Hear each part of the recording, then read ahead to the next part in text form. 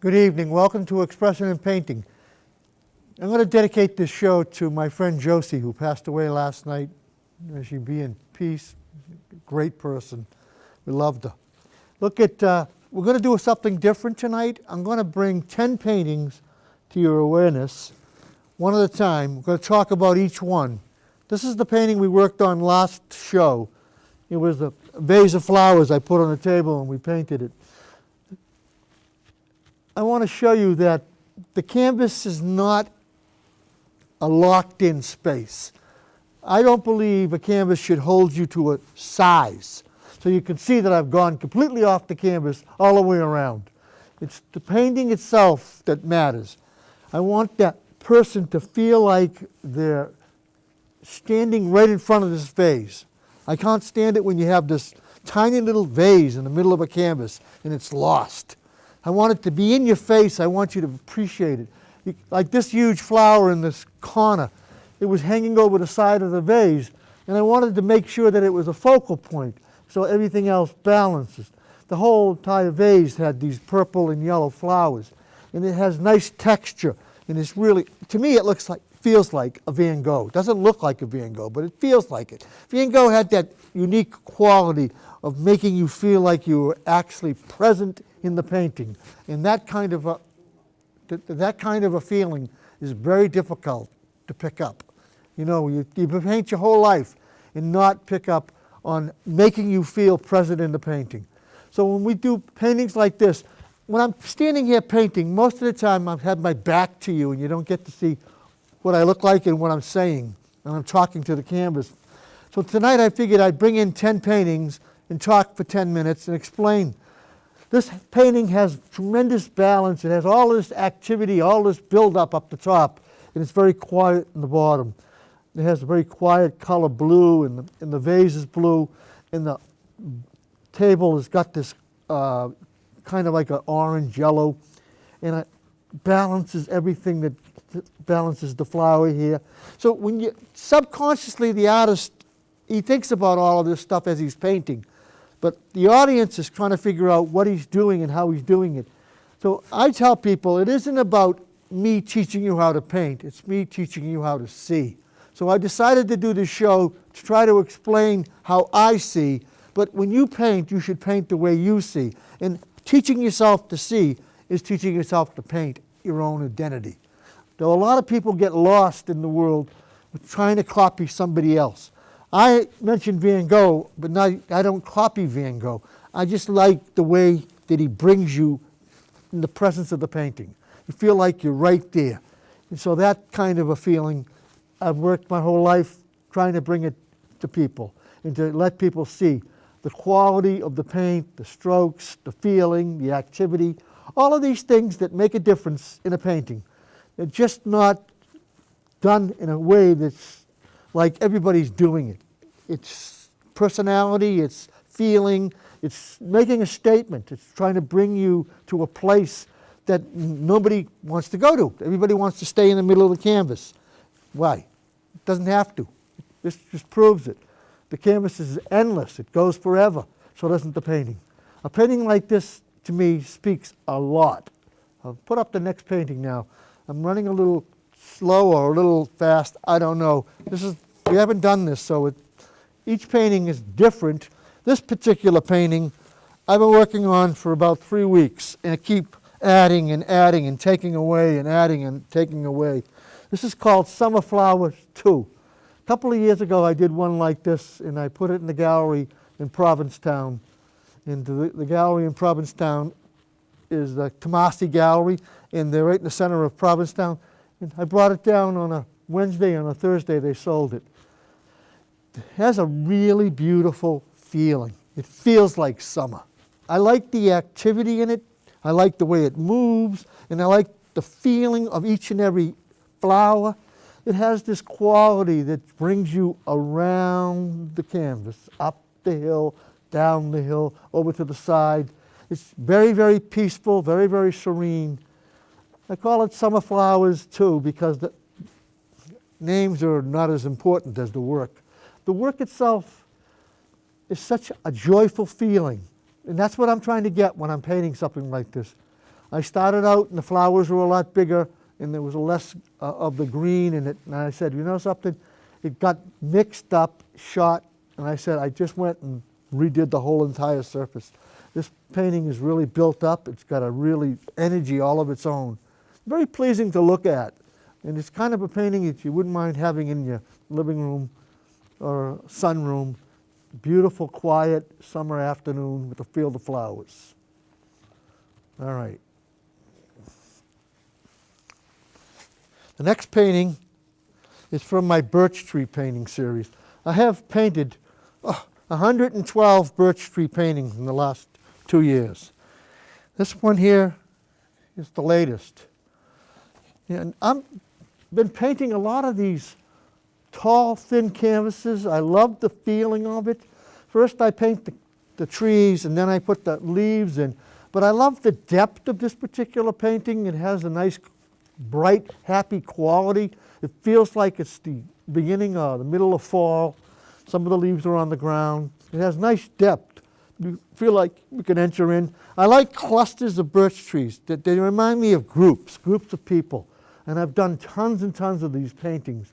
And the more I do them, the more I like them. I don't know if I'll ever stop painting birch trees. There's something about them that fascinates me. You know, and I had one in my front yard for 40 years, and I live close to the easement. They just came and cut down my birch tree. I'm upset. But you know something? They can't cut down the paintings. The paintings have a work, they have their own feeling, their own expression. And I think they make you feel good. They're an ancient tree, and they're gorgeous to look at. And all of us see them in the glory of the yellow leaves that come out in the fall. And like I said, they remind me of clusters of people. And I think that's where I get so excited about painting them over and over and over. The next series of paintings are coming from my beach painting series. There's a place in Scituate called Spit. And every time I paint it, I keep saying this, somebody comes by and buys it.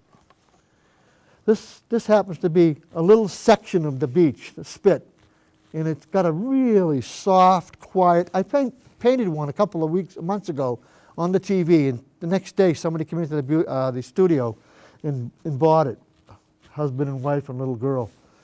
And so I've painted a couple of different versions. In fact, if you come to the opening I'm having Thursday at the Cancer Society over in Norwell, at 120 Longwater Drive, Norwell, Mass, at the DNA Nurses Association.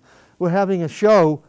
I have 75 of my paintings. In one room I have maybe 10 or 12 birch trees. In another room I have maybe 10 or 12 beautiful beach scenes.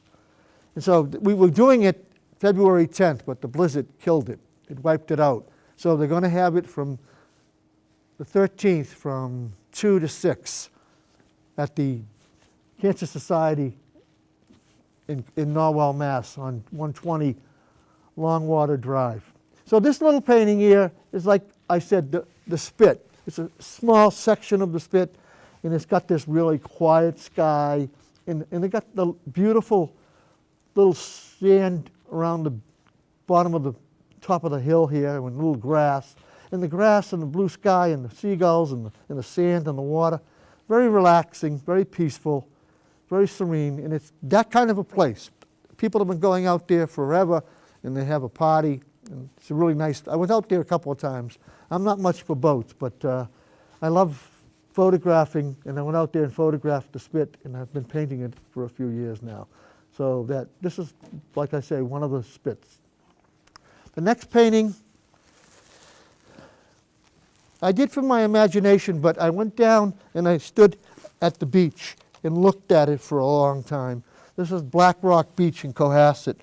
And I've painted 2 or 3 paintings of it in the last couple of months. I have one we're going to have a show at the 4th Floor Artist at E.T. Wright Building Saturday night from 7 to 9. And I have a smaller version of this Black Rock Beach there. This is kind of a nice panoramic painting. I love the clouds and the rocks. And I like the soft water coming in, just ever touching the sand. It's going over the rocks. The Black Rock Beach in Cohasset is one of those places where direct to England, straight ocean, the water just comes ripping in there. You know, there's nothing blocking it or anything like that. It's a very ferocious beach. So that it always has this kind of movement and it has this kind of wetness about it. I think they go down and they do that winter thing and they go, I had a friend of mine that lived up on that Jerusalem Road and he used to go swimming all winter long, run down to the beach, take a dip and go home. Not me. I don't like to take a dip in the summertime. I can't imagine taking a dip in the wintertime. But he thought it was invigorating. So this particular painting is very soothing, very quiet. Like I said, it's the end of a storm maybe and the water's coming in and it's just rippling on the sand. So painting something like this, I have been painting beach scenes ever since I was 8 years old. I started painting them when I was 7. So, and I'm 70 in December. So I've been painting for 68 years, almost 68 years. And one of my favorite things to paint are the beach and clouds and oceans. And I think it has such a nice feeling to see it move and see the opening and the way the feeling is. You feel present in this particular painting. That's one of the things I like about a painting that makes you feel like you're part of it. It gives you that, I'm in there standing and looking at the scene and you feel you're right there.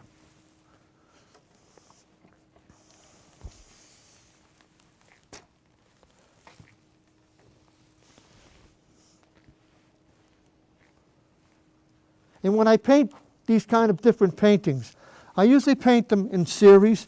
I paint a certain, I don't jump around too much. If I'm painting the beach scenes, I stay with the beach scenes. If I'm painting a flower scene, I stay with the flower scene.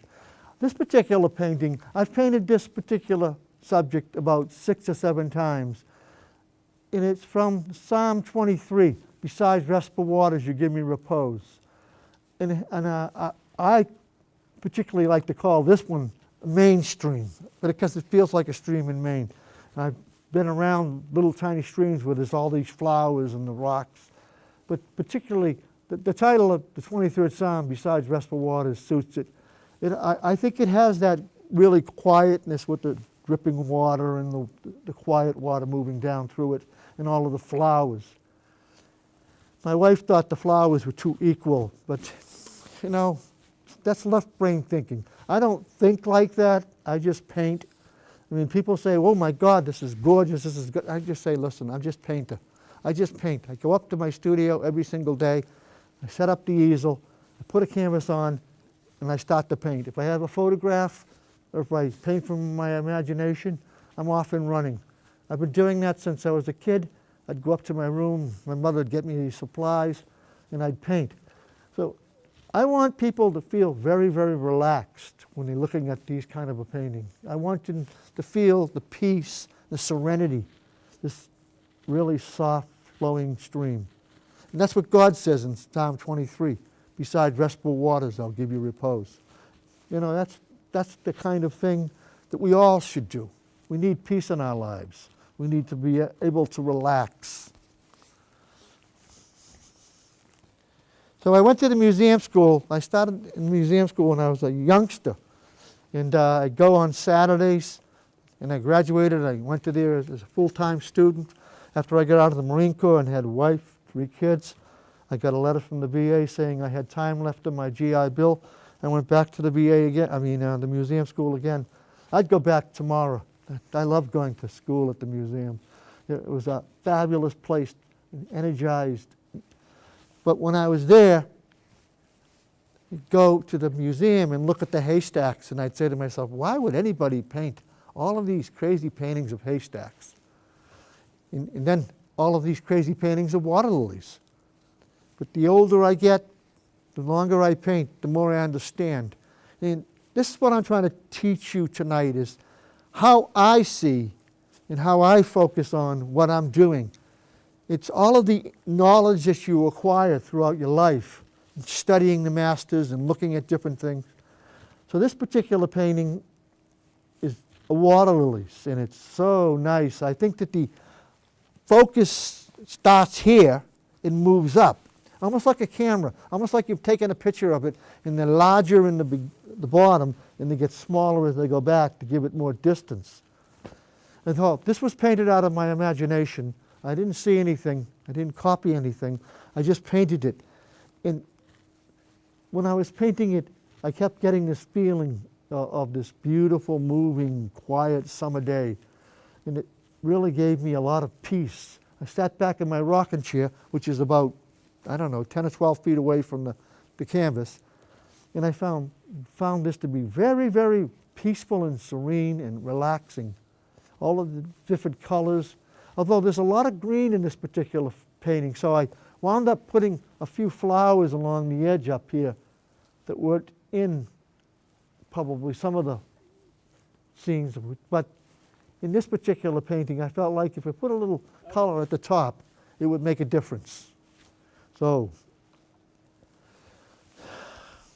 this next painting is one of the newest ones I just painted.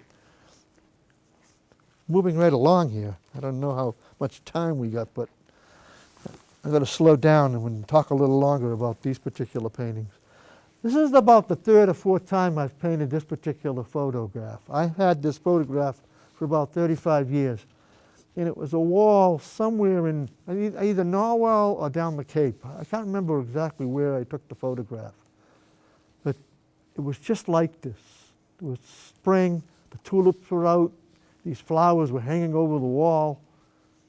Yeah, and as I painted this, I painted sections. First I did the sky, then I did the green, then I did the gray, and then I did the green again. And it had all these stripes, and it looked like totally abstract. And I started to block it in, and when I started doing the rocks were the strongest part of the painting. And then I said, wow, and I said, I better do some of the trees and in the background. But see, I want you to feel like it's spring and you're standing right there looking at it, and all of these flowers are cascading down the side of the fieldstone wall. And every time I see a fieldstone wall, I think of the Bible, and I think of the altar in the woods, and they stack these stones up. And that's a lot of those paintings that I've done throughout the years, the religious paintings, are watercolors, and I always call them altar in the woods. But this particular one, it's just the wall with the flowers. I haven't figured out exactly where it is, but you can see and feel that it's summer, it's spring, things are getting bright and cheery, and we want that right about now. We're in the beginning of March, we just got through February, and snow's finally disappeared, and we're starting to say, oh my God, can it warm up a little so we can see some of the flowers? Next month we'll have the flowers. But this is like the end of May maybe, or the beginning of May, somewhere in May. And the grass is green, the colors are so vibrant, and it's so strong and peaceful. I'm always looking for that kind of a photograph or that kind of a feeling in all of the paintings. I think the world needs some peace. It needs a lot of passion, I know that. It needs a lot of love. Quote from Van Gogh I've been putting up on my Facebook, and he said, I'd rather live with passion than die from boredom. And I said, what a great statement. So I've been posting that on my Facebook. 3 or 4 of his statements I've been posting, and people say, Van Gogh, how could he say something as strong as that? Van Gogh is a very passionate artist. His passion probably killed him. But that's the way most artists seem to have gone in that particular stage in their lives. He had epilepsy, and it caused a lot of problems because they didn't know how to handle it. So we got this beautiful wall, we got the flowers, and I'm telling you, you stand there for hours and hours dotting away. All of this all done by little touches. People say, well, I can't see your strokes in most of your paintings. Well, come on, look at this painting. There's every touch of the canvases, except for the fieldstone wall where it's a little quieter in the front grass. Everything else is done by touching the canvas with the paint so that you get this effect. And I start with the black canvas, and I keep building the colors, and it charges out at you, comes right through you. It's absolutely the feeling that you're standing there.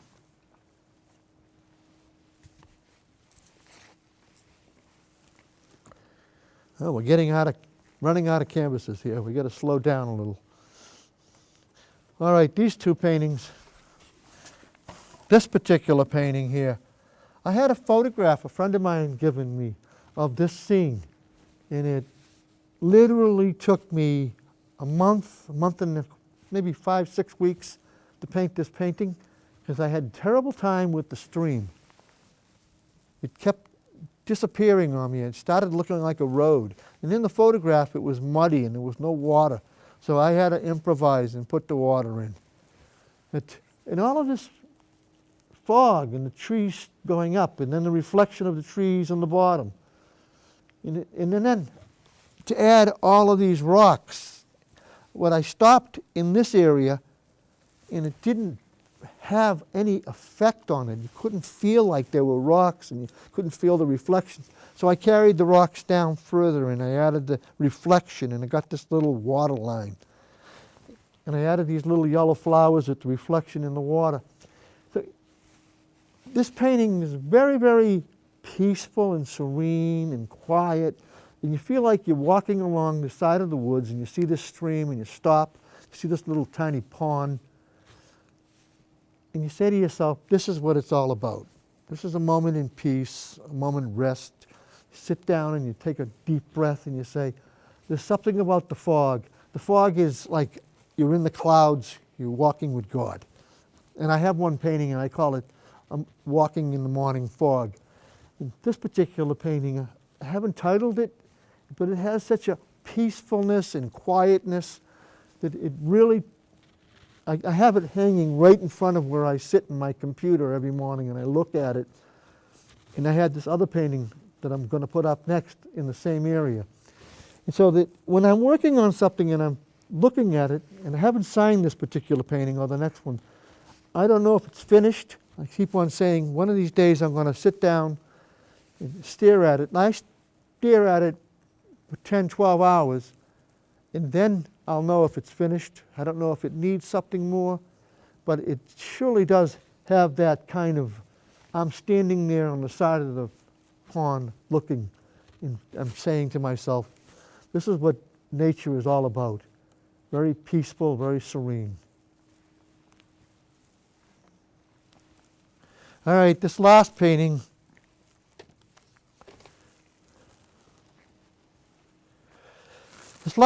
I painted in this studio, I think a year ago. And I've been working on this almost 2 years now, a year and a half. And I started this week, I was going to finish it. And I changed a lot of things in it. It was a reflection in the mirror is the call of it. Still life, reflection in the mirror. There's a mirror right here. And this vase is reflected in the mirror. And in the background, right back here, it was all yellow. And it just didn't have the energy the pillows have and the floor has. And so there was this really deadness to the top of the canvas. And I happen to love Matisse. I love what he did with patterns. One of my favorite artists. And so I said to myself, I'm going to change the color of the background to purple. And then I thought it was too dark. And I said, well, how do I fix that? So I decided to do a pattern on top of the purple to make it look like wallpaper, so that it had the same kind of energy the pillows have up the top, so that there's this viewing back and forth.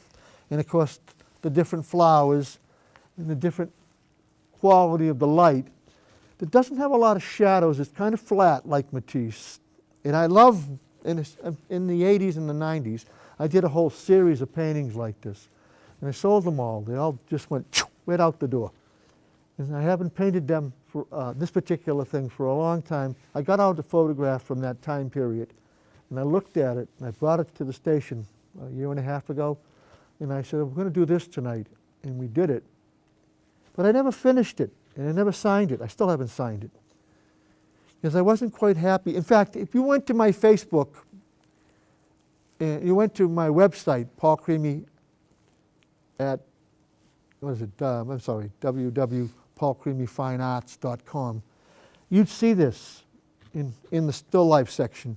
And it was the old painting. I have to go back into that website and take it out, and I've just photographed it today and put it back into my computer.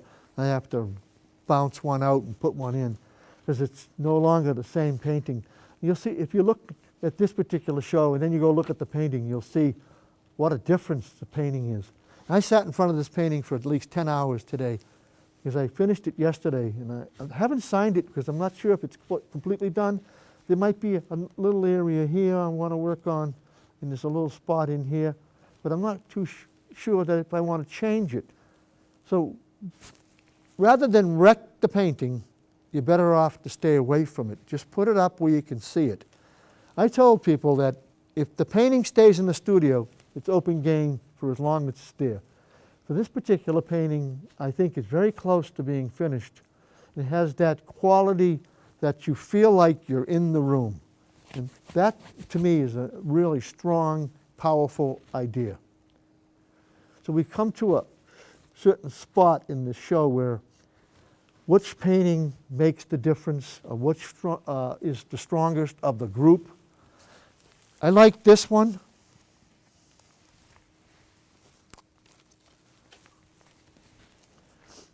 I like this one. And so you see, you don't have to stay with one style.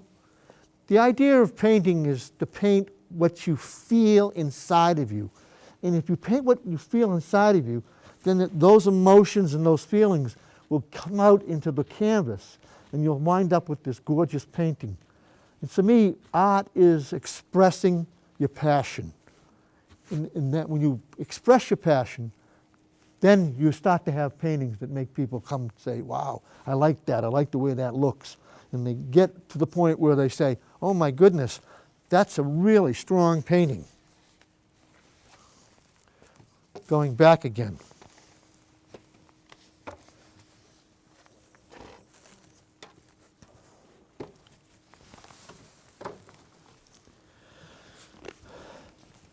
So when you're painting an ocean scene,